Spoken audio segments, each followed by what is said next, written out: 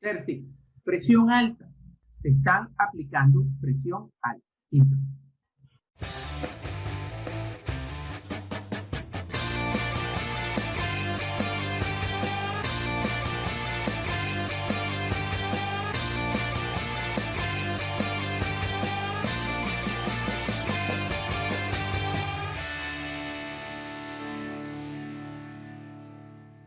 Negri y amarillos de Latinoamérica. Esto es Schwarzgarten Podcast. Otra derrota más. Breve resumen. Muy breve resumen. Nada que aportar. En el primer tiempo, oportunidades de lado y lado. Empezó aplicando la presión alta a nuestro equipo. Haaland neutralizado. A veces le caían hasta 3 jugadores de Freiburg para marcarlo. Nada en el primer tiempo. En el segundo tiempo, Bellingham y Trapontlan seguía la presión alta por parte del Freiburg. Al 48, Hu Jeong-jeong con un disparo desde afuera, al palo izquierdo, da la ventaja al Freiburg. 3 minutos después, luego de un remate rechazado, gol desde la derecha que impacta en el primer palo, rebota contra la mano de Hinz y entra, colocando al Freiburg 2-0. Al 59 sale nuestro capitán, nuevo capitán Royce, y entra Moukoko. En ese mismo momento de cambio entra Dahoud por Delaney. 10 minutos más tarde entraría el jugador que ha pedido mi partner cada vez, Reinier, el brasileño, por Gio Reyna. Y al 75, luego de un pase que hace nuestro killer Haaland al centro, Moukoko la lleva unos 20 metros hasta internarse en el área y descontar, sin que fuera suficiente. Otra pérdida de puntos. Todavía no estamos en puestos de Europa League ni de Champions. ¿Qué te parece, Tomás? Como decimos en mi país, vuelve la burra al trigo. En pocas palabras, seguimos haciendo exactamente lo mismo. No es por querer tirarnos flores, pero en este canal tenemos ya varias semanas denunciando que el juego del Dortmund sencillamente es inerte. Si le hacen una presión alta, que es lo que está ocurriendo en cada uno de los juegos, pues resulta que somos más eficientes que el Levante de España. Eso dice mucho de lo que es, para la opinión de nosotros, el mejor equipo de Alemania. La parte triste de todo esto es que vemos que en el campo hay jugadores que sencillamente no merecen vestir el escudo del Borussia Dortmund. Yo creo que ya llegamos al punto de pensar de que quizás puedan ser material para jugar en el Borussia Dortmund, pero no, ya, suficiente. Que se vayan para su casa, como dirían en España, que se vayan a tomar por culo. Porque de verdad no es posible ver tanta falta de garra en un campo de juego, tanta ineptitud en un campo de juego. Porque no puede ser que hasta el aguador del Borussia Dortmund sabe que le van a hacer presión alta al equipo, que le van a cortar las bandas y que van a ponerle una doble marcación a Haaland. Eso lo sabe hasta el carajo que está cerrando las puertas del estadio. Y no puede ser que los 11 jugadores en campo no sepan que les va a pasar eso y no tengan una planeación para salir de eso. Entonces, como no podemos agarrar a 11 jugadores y mandarlos para su casa y decirle que bye bye, tenemos que agarrar al técnico que, a mi opinión, ya pasó. Si seguimos con este técnico, de verdad dudo que lleguemos a Europa League. Y de verdad estoy molesto. Es porque no puede ser que sigan jugando con nosotros. No puede ser que se mofen de nosotros en nuestra cara. Como decimos aquí en mi país, a mí no me molesta que me digan pendejo. A mí me molesta cuando están seguros. Y yo creo de verdad que esta gente está segura de que independientemente de lo que pase, nosotros vamos a estar como unos pendejos ahí enfrente aplaudiendo. Bueno, Tomás, ¿qué quieres que te diga? Más de lo mismo en este juego. Equipo que se nos planta enfrente, equipo que viene con presión alta. Lo que difiere entre nuestros rivales es la distancia entre las líneas en las cuales nos hacen la presión. Algunos nos hacen presión desde su propio lado de la cancha, otros nos hacen presión en toda la cancha, pero siempre nos hacen presión. Pero hemos dicho aquí en este canal tratar de buscar el desbloqueo a esta presión alta que ya la tienen de receta todos los equipos. Un técnico rival le está dando la receta al técnico que nos sigue de rival y la están aplicando y está funcionando. No fue sino hasta los cambios que hizo Terzi, que el equipo mostró otra cara, sobre todo con la entrada de Moukoko. Es para considerarlo en próximos partidos, porque ese chamito quiso entrar a cambiarle la cara del equipo. Difiero totalmente de ti. Quemas al niño. Quemas al niño. Entró el esquema de juego ganas para cambiar el juego.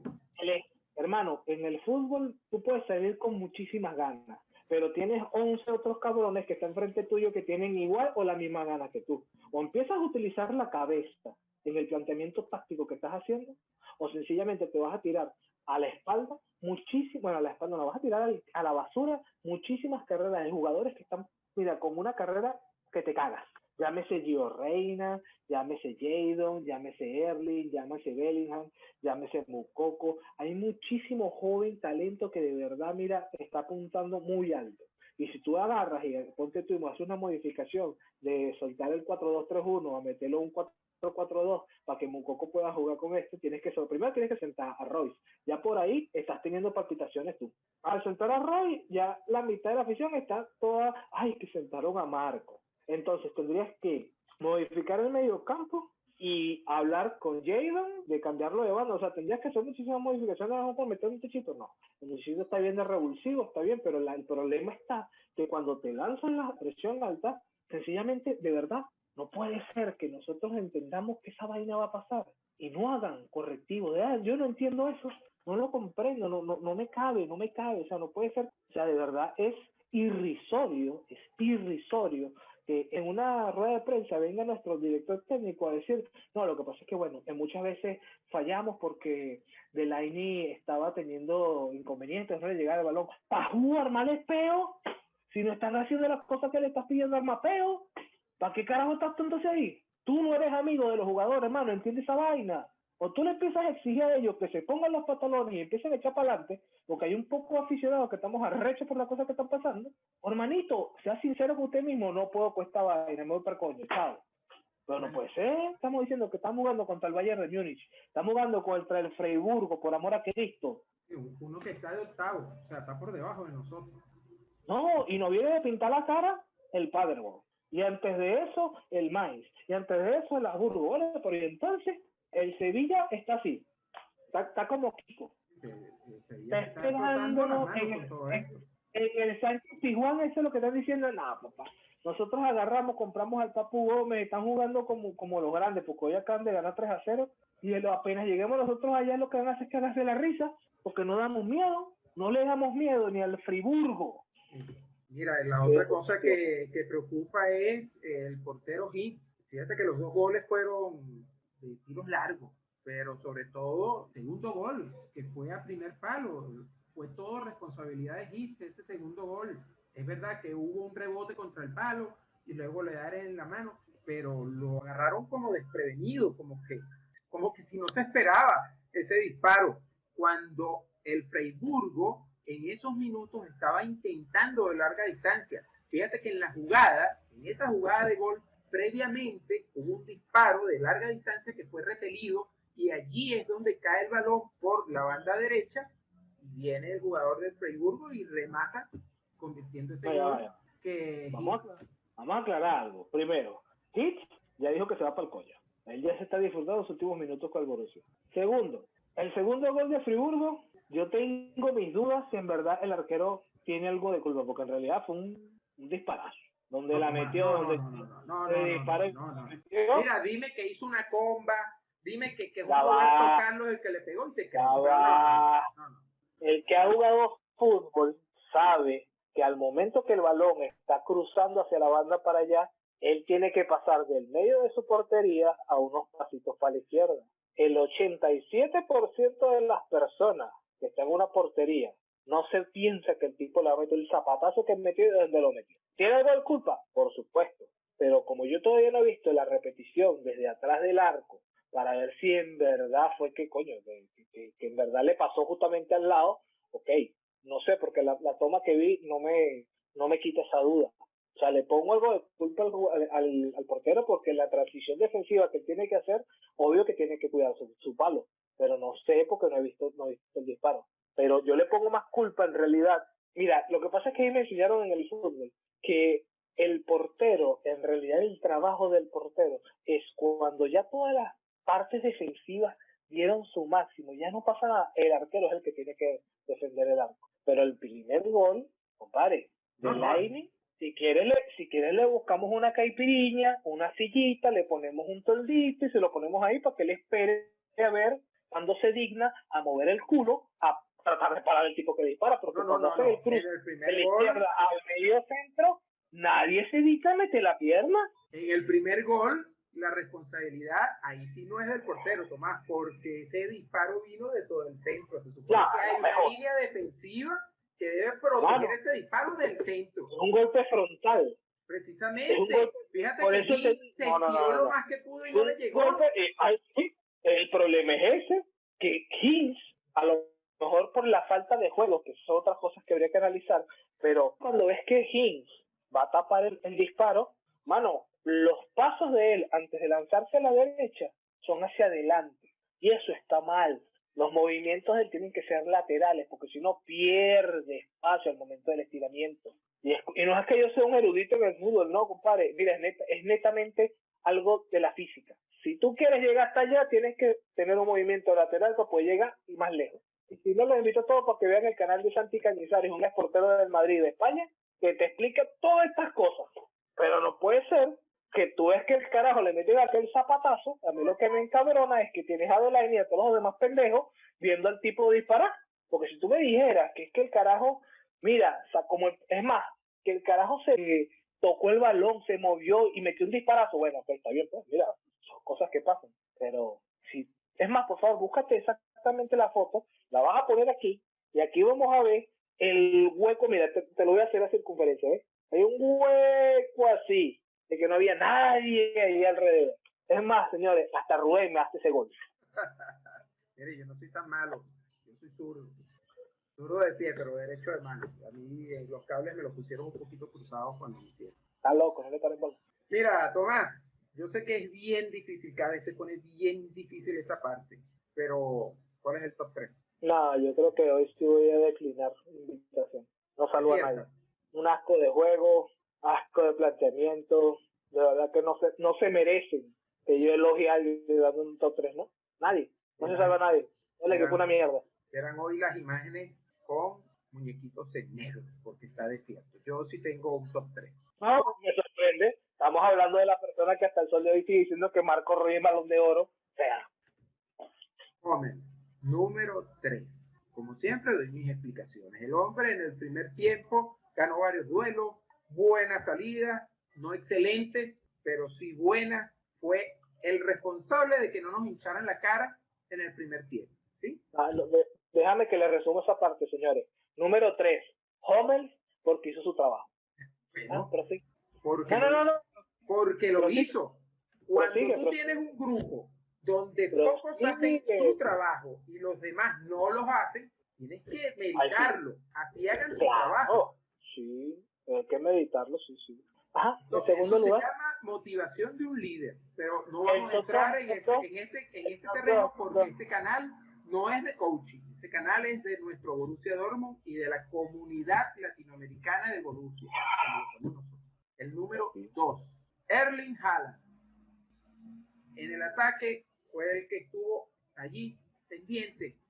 Insisto, lo del pasado análisis me preocupa la actitud o más bien la motivación que tiene Haaland. Muchos rumores, muchísimos rumores de que se nos puede ir ya.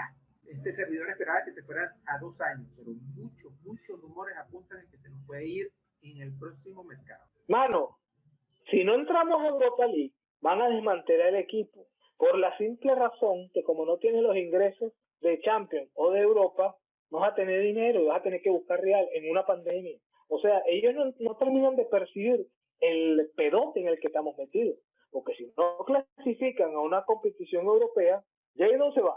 Erling lo más seguro que se va para el Madrid, o el City, o a donde carajo se vaya, porque parece que media Europa lo... Los rumores de esta semana... El City no lo va a tener. Es más, primicia. El City no va a tener a Erling Haaland. Primero, el agente de Haaland es Mino Raiola. Era el que llevaba a Zlatan Ibrahimovic cuando Pep Guardiola estaba en el Barcelona. Todos sabemos lo que pasó con Zlatan al primer año que se fue. No va a ir para allá. Se los aseguro, primicia. Además, ponme ahí exclusiva. Esa vaina no va a pasar. Las mejores posibilidades que tiene Haaland de irse fuera del Dortmund son Real Madrid y, mira, yo le pongo un asterisco muy grande porque no creo que te lo vayan a comprar.